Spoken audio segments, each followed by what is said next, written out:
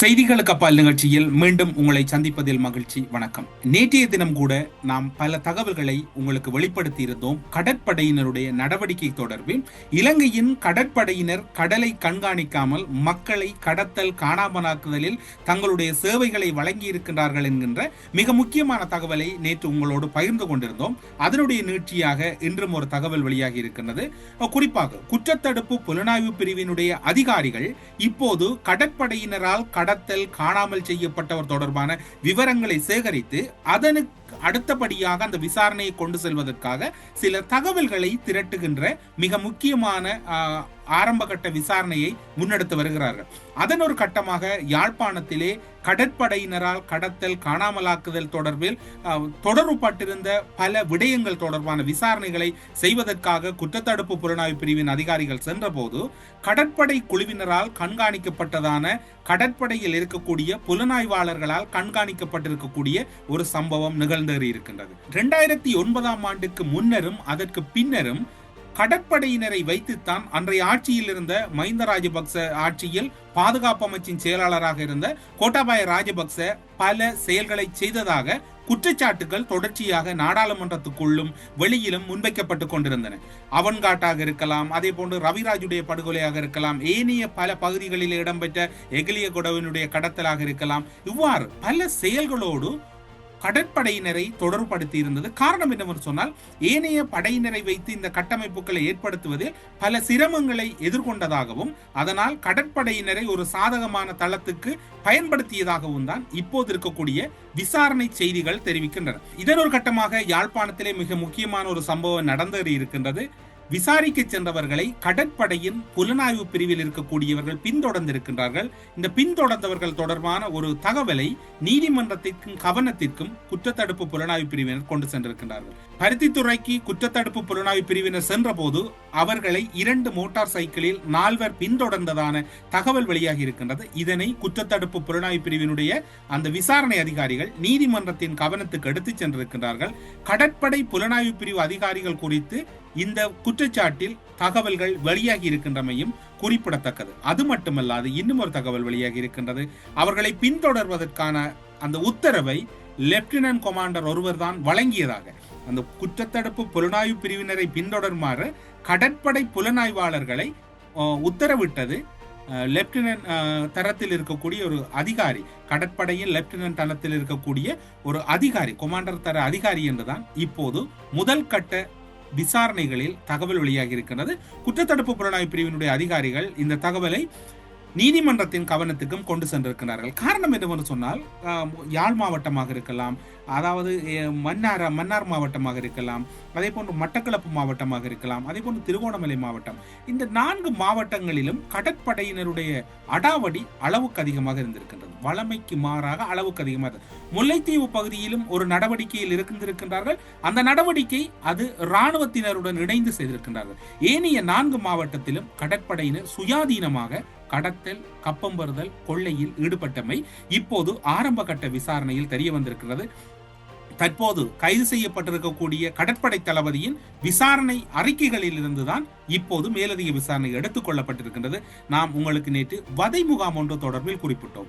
திருகோணமலை கடற்படை தளத்தில் இயங்கிய வதை முகாம் தொடர்பான தகவலை வெளிப்படுத்தியிருந்தோம். இது நாம் வெளிப்படுத்தவில்லை. இது தொடர்பான ஒரு முழுமையான தகவல் அல்லது தகவல் கொத்து உங்களுக்கு விரைவில் வழங்கப்படும். போர்க்குற்ற விசாரணைகளினுடைய நிபுணராக இருக்கக்கூடிய ஸ்டீபன் ரப் அவர்களினுடைய தகவலை மேற்கோள் காட்டியும் ஜனாதிபதி சட்டத்தரணி KV தவராசா அவர்கள் நீதிமன்றத்தில் முன்னிலையாகி முன்வைத்த வாத பிரதிவாதங்கள் அடிப்படையிலான தகவல் தான் நேற்றைய தினம் உங்களோடு பகிர்ந்து கொண்டிருந்தோம். திருகோணமலையில் மட்டும்தான் வதை முகாம் இருந்ததா? இல்லை. இப்போது இன்னும் ஒரு தகவலும் வெளியாகி இருக்கிறது. அவற்றை கேட்டால் நீங்கள் ஒரு புறம் நடுநடுங்கி விடுவீர்கள். காரணம் என்னவென்று சொன்னால், கடந்த வாரம் பெலிக்கந்தை பகுதியில் இருக்கக்கூடிய மங்களன் மாஸ்டர் என்று அறியப்பட்ட கருணா பிள்ளையானோடு இணைந்து இயங்கிய மங்களன் மாஸ்டர் இருந்த பகுதியை குற்றத்தடுப்பு புலனாய்வு பிரிவினர் சென்று விசாரித்ததான ஒரு தகவல் இப்போது கிடைக்கப்பட்டிருக்கின்றது. அந்த விசாரணைகளின் போது பல விடயங்களை அவரிடமிருந்து பெற்றிருப்பதாக கூறப்படுகிறது. அவரிடமிருந்து பெறப்பட்டதாக, அவரை அண்டிய பகுதியில் இருந்த ஏனையவர்களிடம் பெறப்பட்டதாக கூறப்படுகிறது. அந்த விசாரணையானது போலீஸ் ஒருவருடைய கொலை தொடர்பாகத்தான் அந்த விசாரணை இடம்பெற்றதாக இப்போது கூறப்படுகிறது. ஆனால் அதன் பின்னர் இன்னும் பல தகவல்கள் வெளியாகி இருக்கின்றன. அவற்றை பார்த்தால் ஒரு புறம் நடுநடுங்கி விடுவோம். 14/2/2009 ஆண்டு காலப்பகுதியில் திருப்பெருந்துறையிலிருந்து சென்றவர் ஊரணி சந்தியில் வைத்து இனந்தெரியாத நபர்களால் கடத்தப்படுகிறார். அவர் கடத்தப்பட்ட பின்னர் பிள்ளையான்குழுவார் கடத்தப்பட்டார் என்கின்ற குற்றச்சாட்டை குடும்பத்தினர் முன்வைக்கின்றார்கள். கடத்தி செல்லப்பட்டவர் ஏந்திபுர ராணுவ முகாம். அன்றைய காலப்பகுதியிலே அனைவருக்கும் மட்டக்களப்புக்கு பரிச்சயமானவர்களுக்கு தெரியும். ஏந்திபுர ராணுவ முகாம் என்பது ஒரு சிறிய முகாமாக இருந்தாலும் பலருக்கு ஒரு உயிர் அச்சுறுத்தல் மிக்க முகாமாக இருந்தது. அந்த ஏந்திபுர ராணுவ முகாமுக்கு அழைத்து சென்றதாகத்தான் அன்றைய காலப்பகுதியில் அவருடைய உறவினர்களாக இருக்கலாம் அல்லது அவரை சார்ந்திருந்தவர்களாக இருக்கலாம் அனைவரும் கூறிய ஒரு தகவல்.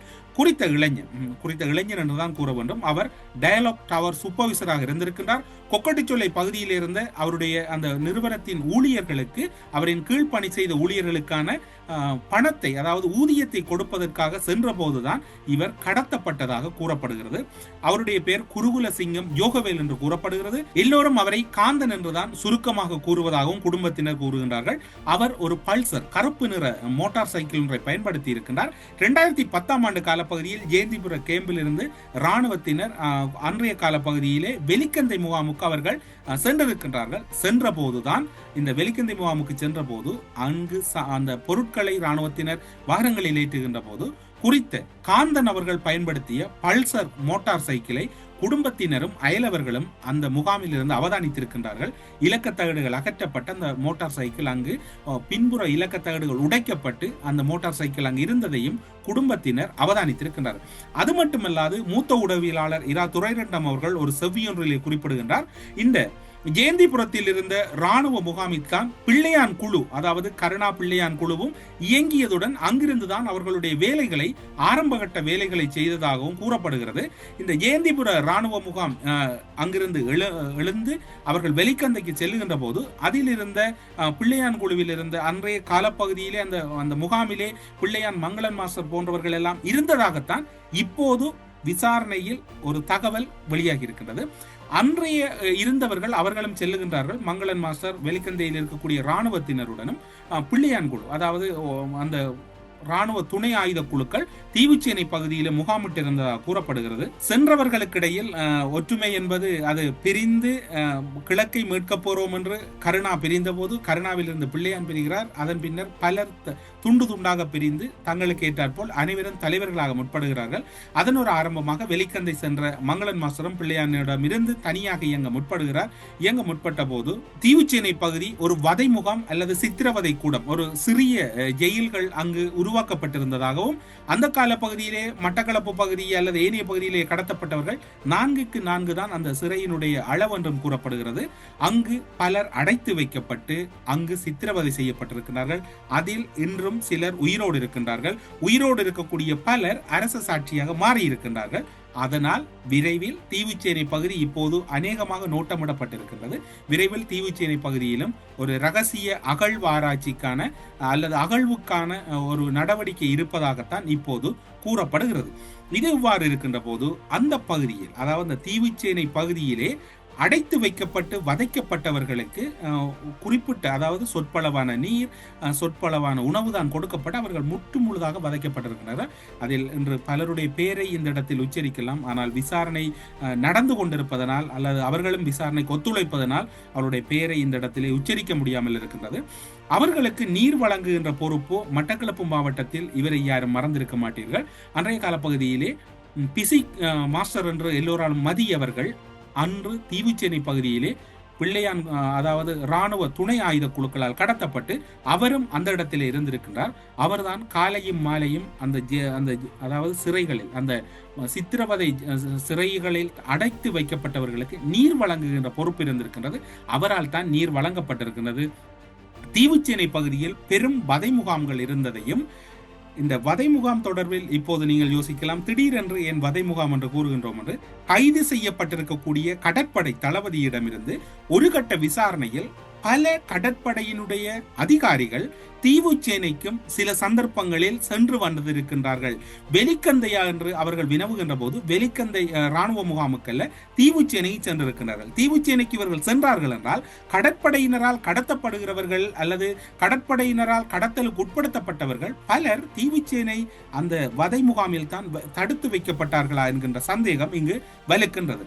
அதனால் தான் இப்போது தீவுச்சேனை பகுதியும் ஒரு அதிமுக்கியத்துவம் வாய்ந்த பகுதியாக இருக்கின்றது. கிட்டத்தட்ட இப்போது கைது செய்யப்பட்டு தடுப்பு காவலில் வைத்திருக்கக்கூடிய கடற்படை தளபதி அவரும் புலனாய்வு துறையினுடைய ஒரு சிரேஷ்ட அதிகாரியாக இருந்தவர் பல தகவல்களை கூறிவிட்டார். இந்த தகவல்கள் இந்த தளத்திலே பேசப்படுகிறது என்றால் இந்த தகவல்களோடு தொடர்புபட்ட பலர் இன்று சாட்சிகளாக இருக்கின்றார்கள். உங்களுடைய வழிகள் புரிகின்றது. பலர் உங்களுடைய தகவல்களை அனுப்பி கொண்டிருக்கின்றீர்கள். அனைவருடைய தகவல்களை இங்கு வெளிப்படுத்த முடியாமல் இருக்கின்றது. நீங்கள் பலர் விசாரணை வலயத்தில் இருக்கின்றீர்கள், விசாரணைக்கு சாட்சியாக இருக்கின்றீர்கள். அதனால் முடிந்தவரை இந்த ஒரு சில தகவல்களை மட்டுமே வெளிப்படுத்துகிறோம். ஏனென்று சொன்னால் உங்களுடைய தகவல்கள் வழங்குகின்ற போது நீங்கள் உங்களுடைய பெயர்களை பயன்படுத்த வேண்டாம் என்று கூறுவதனால் அந்த தகவல்களையும் சில பாதுகாப்பு காரணங்களுக்காக தவித்துக் கொள்கிறோம். ஏனென்று சொன்னால் சாட்சிகள் பலர் இலங்கையிலிருந்து தப்பி ஓடிக்கொண்டிருக்கின்றார்கள். அதனால் அந்த விடயத்தை சில விடயங்கள் அந்த விசாரணையை சீர்குலைத்து விடும் என்பதனால் சில தகவல்கள் வெளிப்படுத்துவதை தவித்திருக்கின்றன. இப்போது ஒரு அகழ்வுப்பணி நடைபெற்றிருக்கின்றது. அம்பாறை மாவட்டத்திலே ஒரு அகழ்வுப்பணி நடைபெற்றிருக்கின்றது. அந்த அகழ்வுப்பணியானது திருக்கோயில் தம்பிலுவில் மயானத்தில் அந்த அகழ்வுப்பணியிலே பல விடயங்கள் தேடப்பட்டிருக்கின்றன. தேடப்பட்ட விடயங்கள் தொடர்பில் இந்த அகழ்வுப்பணி நீங்கள் திடீரென்று ஆரம்பிக்கப்பட்டது என்று கூறினாலும் இந்த அகழ்வுப்பணிக்கும் கடற்படையினுடைய பல தகவல்கள் தொடர்பு இருக்கின்றது. நீங்கள் பார்த்தீர்கள் என்றால் கடத்தல் காணாமலாக்கப்பட்ட விடயங்களில் பலர் தொடர்புபட்டிருக்கிறார்கள். கடற்படை தொடர்புபட்டிருக்கின்றது, துணை ஆயுத குழுக்கள் தொடர்புபட்டிருக்கின்றது, தொடர்புபட்ட பலர் கைது செய்யப்பட்டிருக்கிறார்கள். அந்த இடத்தை அடையாளம் காட்டியது மிக முக்கியமாக பார்க்கப்படக்கூடியவர் அலோசியஸ் சுரேஷ் கண்ணா யூட் என்றுதான் கூறப்படுகிறது. அவர்தான் அந்த இடங்களை மிக துல்லியமாக அடையாளம் காட்டிக் கொண்டிருக்கின்றார். அம்பாறை மாவட்டத்தில் புதைக்கப்பட்ட இடங்கள் பலர் கூறிக்கொண்டிருக்கின்றார்கள் ஆதாரம் இல்லை ஆதாரம் இல்லை என்று. இப்போது ஆதாரங்கள் திரட்டப்பட்டு சட்ட ரீதியாக அந்த விடயங்கள் அணுகுவதற்கான வாய்ப்புகளை நோக்கி நகர்ந்து கொண்டிருக்கின்றது. இந்த விசாரணையில் இன்னும் பல விடயங்கள் என்னவென்று சொன்னால் இன்னும் 2 வாரங்களில் போலீஸ் துறையில் இருக்கக்கூடிய பல முக்கிய அதிகாரிகள் அலுவலகத்தில் அமர வைக்கப்பட போகிறார்கள். பலர் கட்டாய ஓய்வில் வீட்டுக்கு அனுப்பப்பட போகிறார்கள். பலர் மீது விசாரணைகள் ஆரம்பிக்கப்பட போகின்றன. பலருடைய பதவிகளுக்கு ஆபத்து நிகழப் போகிறது. இதனை ஆனந்த விஜயபால் அவர்கள் மிக ரகசியமாக ஒரு இடத்திலே உறுதிப்படுத்தி இருக்கின்றார். அதில் ஒரு கட்டமாக குறிப்பாக கிழக்கு மாகாணத்தில் 2009ஆம் ஆண்டின் பின்னர் பணிகளிலே இருந்த போலீஸ் நிலைய பொறுப்பதிகாரிகளுடைய பேர் விவரங்கள் எடுக்கப்பட்டிருக்கின்றன.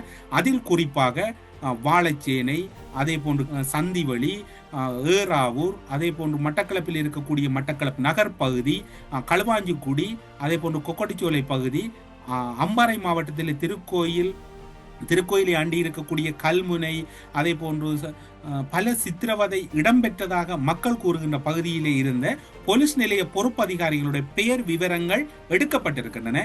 எடுக்கப்பட்ட பெயர் விவரங்களின் அடிப்படையில் அவர்கள் மீது ரகசிய புலனாய்வு துறையினர் வழங்கிய தகவலின் அடிப்படையில் பலருடைய பதவி முடிவுக்கு வருகிறது, பலருடைய கதிரைகள் ஓய்வுக்கு வருகிறது, பலர் அலுவலகங்களிலே ஒரு சாதாரண தரத்திலே அமர வைக்கப்பட போகிறார்கள்.